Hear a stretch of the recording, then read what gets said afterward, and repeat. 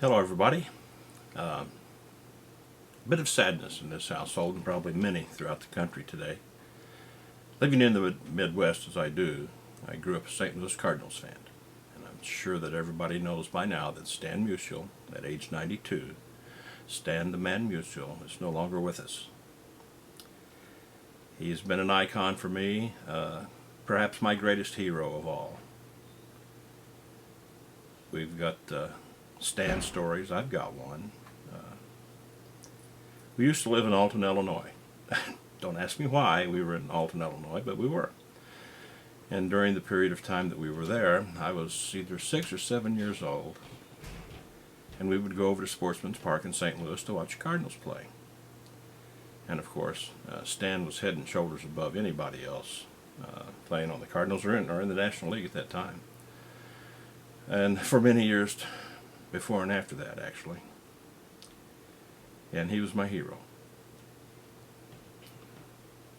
This particular game is on an afternoon, Saturday or Sunday, whenever. And I had to go to the bathroom. The game hadn't started yet. They were still taking infield practice and what have you. So the bathrooms were down underneath the grandstands, and there was tunnels going off to the left, right, and one ahead, and what have you. And I finally found the bathroom. It's coming out of the bathroom, and I was lost. I really didn't know where I was in relation to where I needed to be. So I started looking, see if I could find the way out. Came around the corner, and standing right there in the middle of the tunnel with the bat over his shoulder, looking out onto the field, was a big man with number 6 on his back, and I knew right away it's Stan Musial. So I stopped, 6-year-olds don't know what to do when they're in the presence of greatness, and that's pretty well the way I was at that point. He turned around and says, "Well, young man, do you have any idea where you are?" And I thought, oh my God, I'm really in trouble now, because I didn't have any idea where I was. And I said, "No, sir, I sure don't." He says, "Well, I think we need to find your parents. You're lost then, aren't you?" I says, "I am."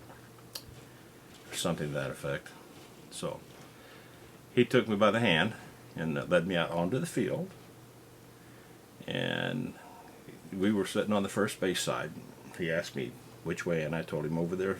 So we started walking down in front of the stands there, and I was looking up in the stands to see if I could see Mom and Dad. And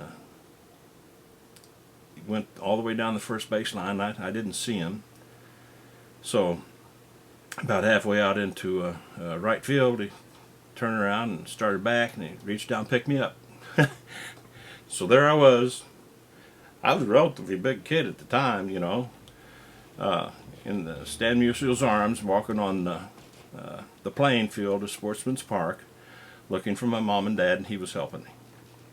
And of course, Mom saw me, and she started hollering, "Doug, up here, Doug, up here, Doug."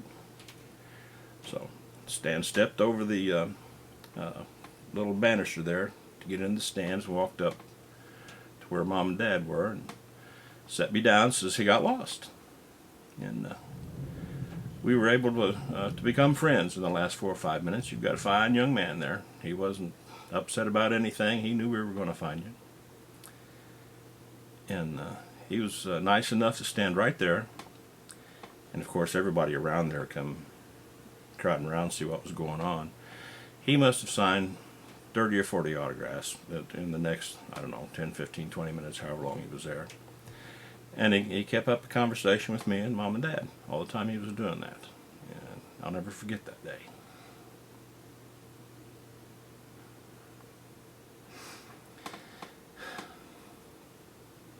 But Stan's gone now, so it's a sad day.